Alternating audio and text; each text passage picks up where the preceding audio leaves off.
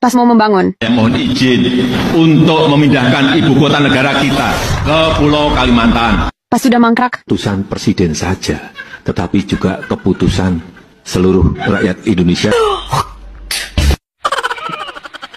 Termul. Yap. Ngumpul-ngumpul yuk, para termul-termul. Mau ku kasih info. Infonya apa? Buat bosmu, ya kan? Si Jokowi. Jokowi ini udah kebingungan. Karena apa? Tentang biaya cukai, pajak, berhubungan sama pajak-pajak itu. Banyak dipangkas. Orang-orangnya Jokowi sudah mulai disingkirkan sama Pak Purbaya, ya kan? Nanti hati-hati nih, ponakannya Jokowi, adiknya Jokowi, kan banyak tuh di perpajakan, di biaya cukai ada, di anuan itu ada, yang berhubungan sama duit itu orang-orangnya Jokowi, saudaranya Jokowi, ngejebrak di situ semua. Mereka kan tujuannya kan untuk mengeruk harta Indonesia, ya kan? Mereka ingin memperkaya 7 turunan. Tapi bagi ternaknya cukup dikasih apa? Tapi sekarang dia kan ternaknya ini kan nggak dapat apa-apa sekarang. Dapat nggak Mas Ian? Aku nanya nih sama ternak Jokowi. Komentar dong. Masih dapat nggak kalian? Kalau dulu kan dapat bansos, dapat gerombolannya PKH gitu. Itu ternak Jokowi itu. Padahal uang negara yang dipakai, seolah-olah Jokowi yang ngasih. Tapi bagi para ternaknya, hebat. Namanya juga ternaknya Jokowi kan otak-otak udang. Kotoran, otaknya sama kotoran jadi satu. Salah waras.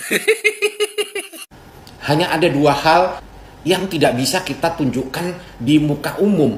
Yang pertama adalah Tuhan. Yang kedua adalah ijazahnya Pak Jokowi. Biasanya sesuatu yang tidak bisa kita tunjukkan di muka umum. Alasan pertama adalah karena terlalu suci, terlalu mulia, terlalu agung. Jadi kita tidak bisa memperlihatkannya di muka umum. Yang kedua, sesuatu yang tidak bisa kita perlihatkan di muka umum karena sesuatu yang aib. Jadi kalau kita tunjukkan di muka umum, wah itu sesuatu yang memalukan. Nah sekarang pertanyaannya adalah, kalau Tuhan jelas, kenapa kita tidak bisa menunjukkannya di muka umum? Karena Tuhan terlalu agung, terlalu suci, terlalu mulia. Tetapi untuk ijazahnya Pak Jokowi, saya nggak tahu. Kenapa kok Pak Jokowi tidak mau menunjukkan di muka umum? Pasti ada 2 alasan.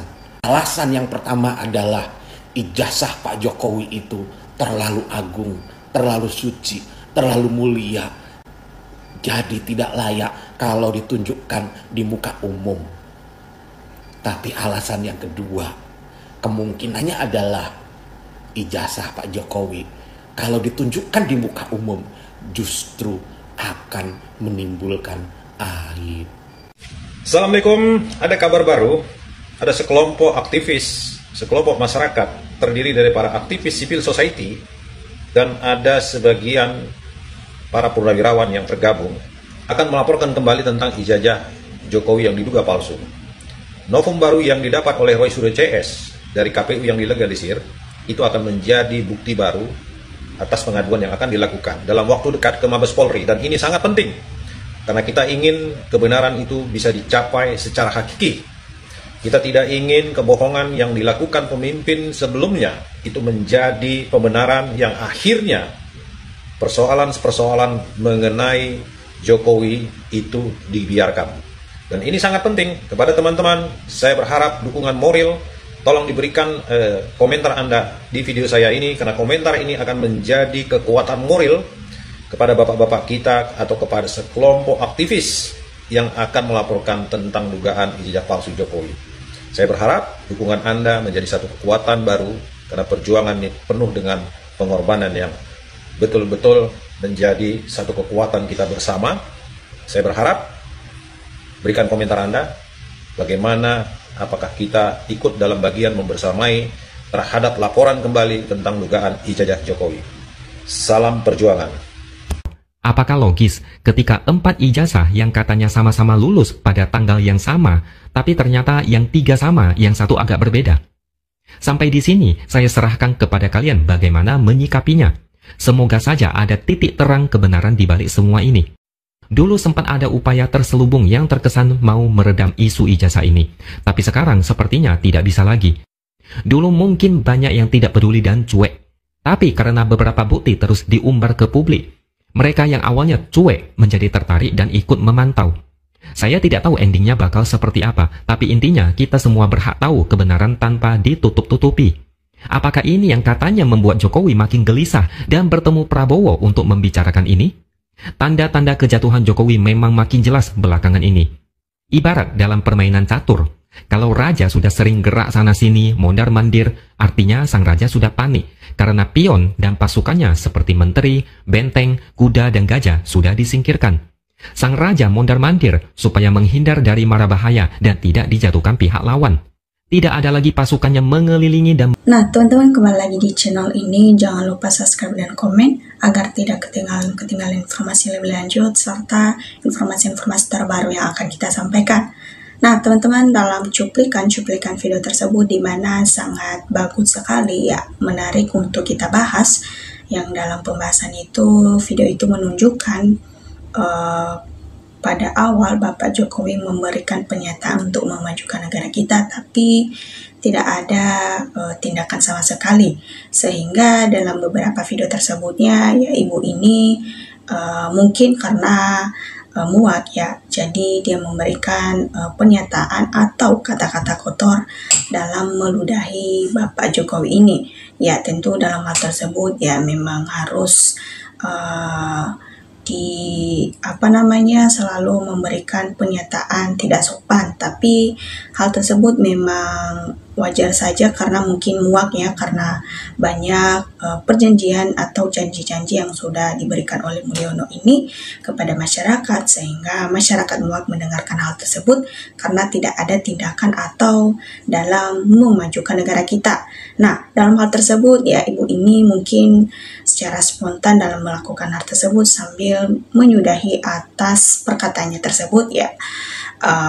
Itu memang kesalahan fatal sekali ya di situ. Tapi kita tahu bahwa Bapak Jokowi ini dalam hal ini yang membuat kerusuhan di negara kita ya selalu terlibat dengan dirinya, tentunya memang sudah pantas ya untuk dia.